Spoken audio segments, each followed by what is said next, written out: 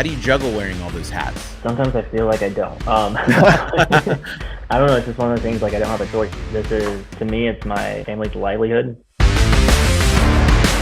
Describe your team and their roles. I have one person who is just 100% dedicated sales. They don't do customer service. They don't do any of the follow-up stuff like that. I have an office manager who will do that, the notes of cancellations, all that stuff. And then I kind of split the reviews, and I still sell because that's honestly one of my favorite things to do. I've always been, just because I'm the agent, to lose out. That's essentially what we do. Is I kind of tend to do every of the areas, but I do have a dedicated salesperson, because I feel like one of the most important things is not having them split, is just at least having that one person or multiple people, if you can do it, and just have them 100% dedicated to sales, so that they're not getting burnt out with those customer service calls or issues. And I'm used to dealing with them. Salespeople that's not their forte, right?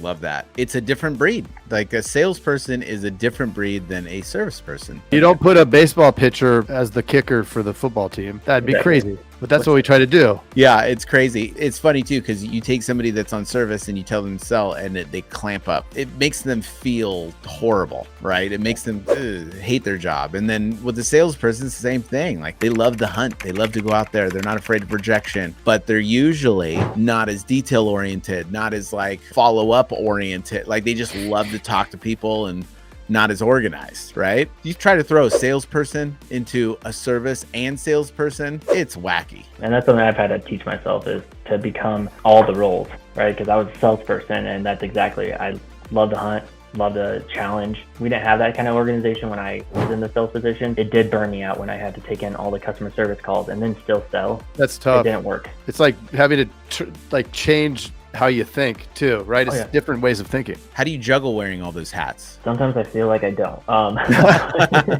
don't know. It's just one of the things, like, I don't have a choice. This is, to me, it's my family's livelihood. I've got to make it happen. I've got to make sure that I have everything in place that I need to, compliance wise, help protect us, and just the things in place that help us make us successful as for sales, but then also compliant when something does come up, like with claims and whatnot. So when you're in that position, you're either going to adapt or fall apart. I think the pressure is so good in creating energy and movement, right? Like, you can't sit idle, because if things fall apart, it's all on you, and then she's going to be, it's not good, right? So we got to make sure that you provide and you get it done. The other, I think, important part, like, your message will resonate with a lot of people, because I think there's a lot of agents that are at this stage of their agency, but I think is important also to acknowledge that it probably isn't, it's not sustainable to be the jack of many trades forever, but knowing, okay, this is I'm going to do this for 3 years, 4 years, 5 years, whatever it is, then I'm going to pull myself back. I'm going to have somebody that replaces me that oversees this stuff. Then I can focus on higher level. So anybody that's in this spot where you're doing this is normal. Right? It's normal for it to be insanity right now, but you push through this, and hopefully there is, somebody at home and a family that depends on you, because I think that really fuels it. But to push through this part, knowing that there is a plan here, or you should have a plan to get to where then you can scale. Exactly. And that's essentially, like, I'll be honest, I was cocky going into this at the beginning of last year. Not gonna lie, I was like, you know what? I did everything before. I can just do it myself. I'll be able to handle all of it.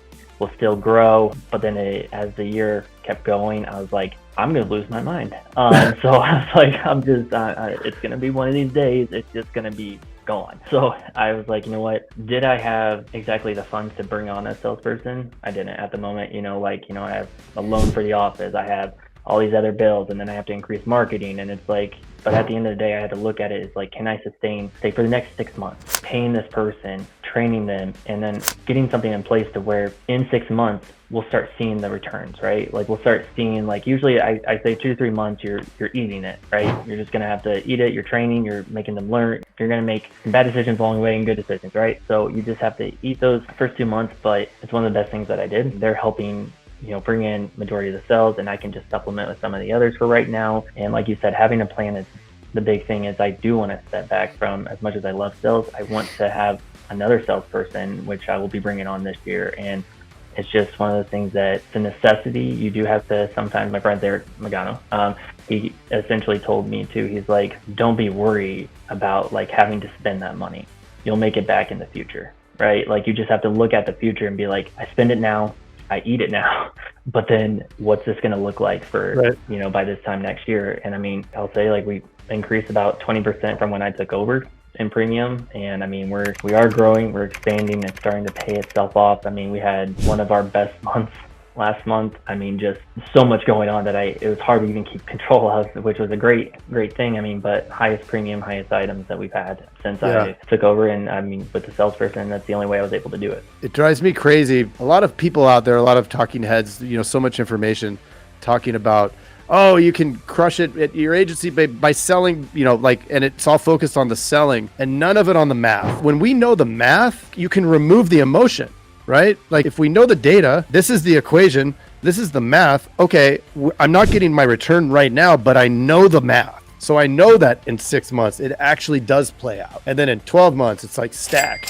18 months, stack, 24 months, stack, right? And then it starts then it's okay. Now I'm bringing in another salesperson. Boom, boom, boom. But it's taking that, like, it's the fear that holds us back, right? Like, and not thinking of like what you were talking about, the compounding effect that it has month after month after month, 6 months, year, 18 months, those renewals just keep adding up. The fear, getting over that initial fear of like, oh my gosh, I'm going to be out this money for 3 to 6 months. What do I do? It's not worth the risk. But at the end of the day, if you keep thinking that every single month, then we would be behind. We might not be able to hit our goals, which we would be even farther behind. So it's like, in the end, you have to just kind of just take that leap. And like you said, do the math and see what it looks like 6, 12, 18 months out.